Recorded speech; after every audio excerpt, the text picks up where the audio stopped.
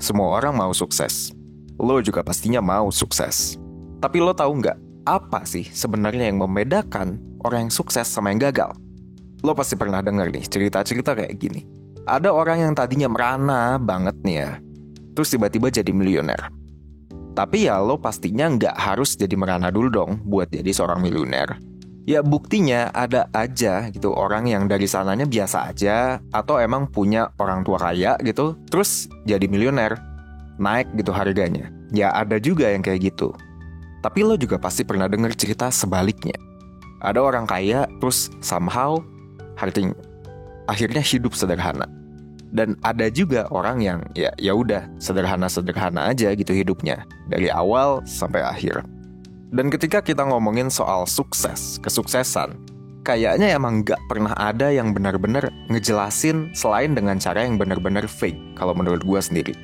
Jadi sebenarnya apa gitu yang orang sukses dan not so successful itu lakukan secara berbeda? Palingan orang bahasnya soal apaan sih emang? Mindset gitu biasanya gitu ya yang paling sering, mindset. Tapi ya that's not really that practical though. Dan ngerubah mindset itu bukan hal yang lo bisa lakuin 1-2 hari.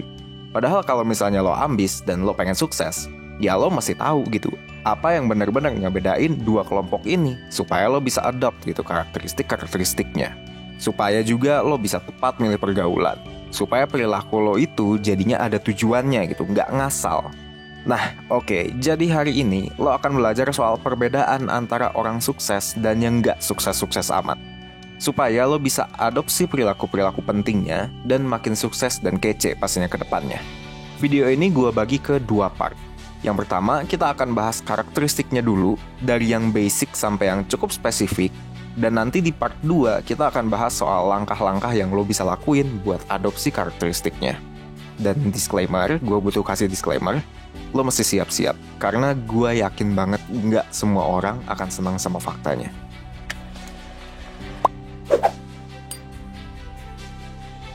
Oke, langsung aja. Faktor-faktor yang membedakan orang sukses dan yang enggak. Yang pertama, IQ, kecerdasan. So here it goes. Kita mulai dengan the hard truth dulu pastinya. Ada seorang peneliti, namanya Mihai Csikszentmihalyi. Dia emang susah banget dieja ya. Ya udahlah. Dia seorang peneliti yang sangat-sangat dihormati di lingkaran sains produktivitas. Di bukunya yang berjudul Creativity, dia sadar sama satu kenyataan yang mungkin agak nggak enak. Nggak ada satupun orang yang mengubah dunia IQ-nya lebih kecil dari 130. Gue biasanya orang yang cukup optimistik. Dan in general, gue biasanya percaya kalau misalnya orang-orang itu selalu punya kesempatan buat ngelakuin apa yang mereka mau. Terlepas dari seberapa cerdasnya mereka. Well, kalau misalnya kayak gini, tapi ya berarti sains nggak sependapat sama gue. Cuman gini, ini tuh konteksnya merubah dunia gitu. Dan apakah semua orang yang nonton ini video itu harus ngerubah dunia? Ya kagak. Mungkin lo cuman mau punya kerjaan yang aman, bisa ngebiayain keluarga lo, nggak khawatir gitu sama keadaan finansial kalau misalnya lo harus masuk RS tiba-tiba. Kalau buat itu, lo masih bisa optimis. Kenapa? Karena satu, asal IQ lo itu masih mencukupi untuk lo seenggaknya nggak DO dari SMA, lo aman, seriusan. Dan yang kedua, ada faktor yang jauh lebih berpengaruh, yaitu yang nomor 2, hard work. Iya. Ya kalau misalnya lo udah cukup lama nongkrongin 1%, harusnya ini nggak surprising. 1% selalu percaya bahwa kerja keras nggak bisa dibohongin. Ya itu kalau misalnya kata gue dan kata orang-orang 1% lainnya. Kalau kata sains gimana? Ya coba kita tanya Csikszentmihalyi lagi. Di buku yang sama, Creativity, selain bilang yang soal IQ 130 tadi, sebenarnya ya udah IQ itu ngaruhnya sampai segitu aja. Dia bilang sebenarnya ketika IQ lo udah di atas 130, perbedaan IQ di atas itu dampaknya buat kesuksesan itu udah kecil banget. Bahkan sampai yang IQ-nya 170.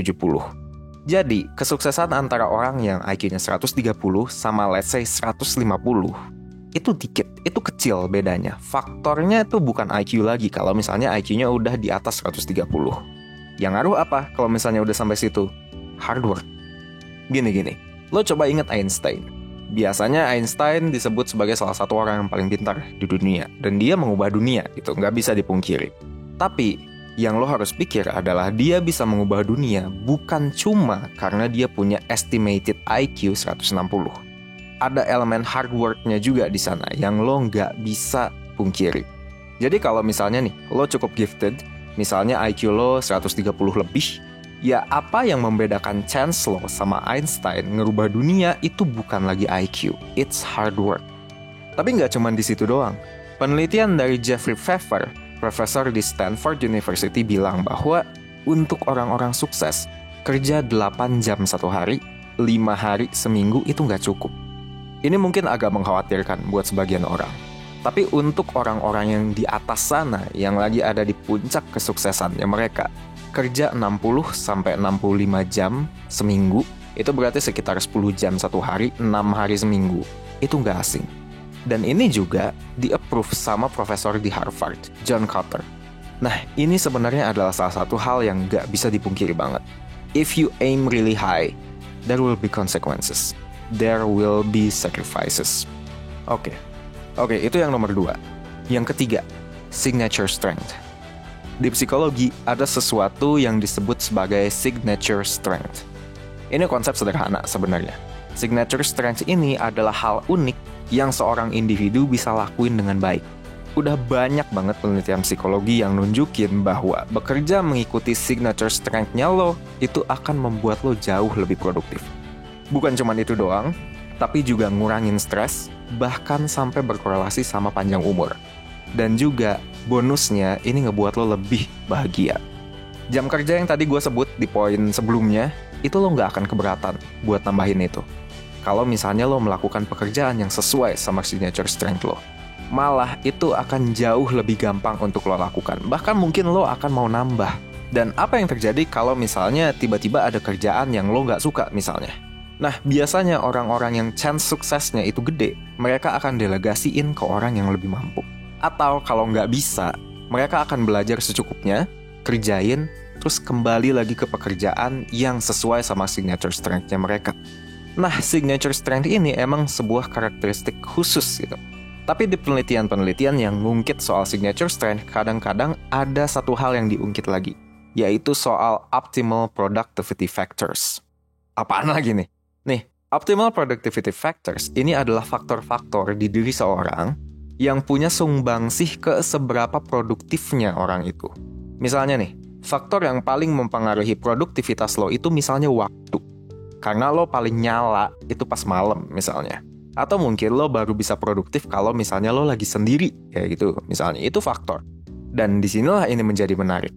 Kalau misalnya emang hard work dan productivity itu sengaruh itu sama kesuksesan, berarti seharusnya optimal productivity factors itu lo harus pikirin nih kalau kayak gitu. Nah, sekarang pertanyaannya adalah, faktor kekuatan apa yang dominan di dalam diri lo yang bisa membantu lo untuk jadi jauh lebih produktif? Untuk tahu hal ini, lo bisa isi online test terbaru dari 1%, tes faktor produktivitas. Di tes ini lo bisa cari tahu faktor apa nih yang kira-kira paling ngaruh buat produktivitas lo. Lo bisa akses kuisnya via link di description. Tes ini gratis, nggak berbayar sama sekali, lo tinggal klik, isi, nanti hasilnya akan langsung keluar. Tapi beware though, tes ini bukan tes yang udah didukung kualitasnya sama penelitian. Gue sebenarnya udah sempat rilis ini tes via Instagram duluan gitu beberapa hari yang lalu. Dan orang-orang pada ngerasa hasilnya ya oke gitu sesuai. However, kalau misalnya lo ngisi tes ini, hasilnya akan berguna banget nanti buat timnya gue bisa kembangin lagi supaya jadi lebih akurat dan lebih bermakna, lebih meaningful gitu buat lo. Yang penting, untuk sekarang jangan fixated, jangan terlalu terpaku aja gitu sama hasilnya. Oke, itu yang nomor 3. Yang nomor 4, dan yang paling penting, opportunity is king. Ini mungkin adalah hal paling esensial yang gue bisa bilang di video ini. Kesempatan itu ada untuk diambil.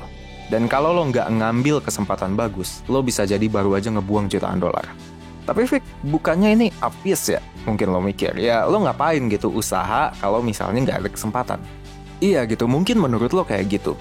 Tapi lo coba lihat dunia bisnis. Dunia bisnis adalah dunia hayal.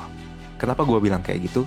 Menurut buku The Illusion of Entrepreneurship, nggak ada bukti nyata kalau pebisnis itu memilih industri dan model bisnis berdasarkan potensi keuntungan. Jadi sebenarnya yang mereka lihat bukan kesempatan. Nggak tahu apa. Bahkan nih ya, 63% dari pebisnis yang mengikuti penelitian di buku itu, mereka ngaku bahwa bisnisnya mereka itu nggak punya kelebihan dibandingin sama produknya kompetitor. Cuman 1/3 dari pebisnis yang bilang bahwa mereka benar-benar mikirin soal potensi laba. Sisanya? Nggak tahu. Dan inilah sebuah pola yang cukup jelas banget kelihatan. Orang-orang yang suksesnya kebangetan, milioner-milioner, itu mereka nggak mempertimbangkan kalau misalnya mereka harus passionate gitu sama bidangnya. Mereka bahkan nggak milih kesempatan cuman karena mereka ngerti atau mereka punya pengalaman di sana. Enggak, itu nggak masuk ke pertimbangannya mereka. Mereka melihat kesempatan, ya sebagai kesempatan. Mereka nggak merasa harus passionate gitu sama bidang itu untuk mulai memanfaatkan itu kesempatan. Bahkan mereka nggak ngerasa bahwa skill mereka itu harus memenuhi. Kesempatan ya kesempatan. Lo mau ambil atau lo nggak ambil. Sesimpel itu. Ada romantisasi nggak penting di dunia bisnis soal passion. Terlalu banyak orang yang berpikir bahwa passion akan membawa mereka ke kesuksesan finansial dan kesuksesan lainnya. Padahal enggak juga. Strategic thinking yang membawa lo ke sana. Dan hal ini kelihatan banget juga di sisi bisnis. Menurut penelitian di buku tadi, self-made millionaires itu hanya akan melakukan bisnis yang mereka tahu berpotensi tinggi. Permintaan banyak, supply masih dikit. Bukan karena mereka nyaman ngelakuinnya atau karena gue passionate sama bidang ini. Nah, oke. 4 poin itu aja udah cukup lama nih buat dibahas. Jadi gimana nih kalau menurut lo? Mana fakta yang kalau menurut lo sendiri paling menarik? Kalau menurut gue sih yang paling ngena gitu ya buat gue itu nomor 4. Coba tinggalin komentar aja mana nih karakteristik yang lo sendiri udah punya. Dan kalau misalnya lo tertarik buat part 2-nya, jangan lupa like video ini. Oh iya, link tes online yang tadi gue jelasin itu gue taruh di description dan juga di comment section. Gue Vicky, see you in the next part.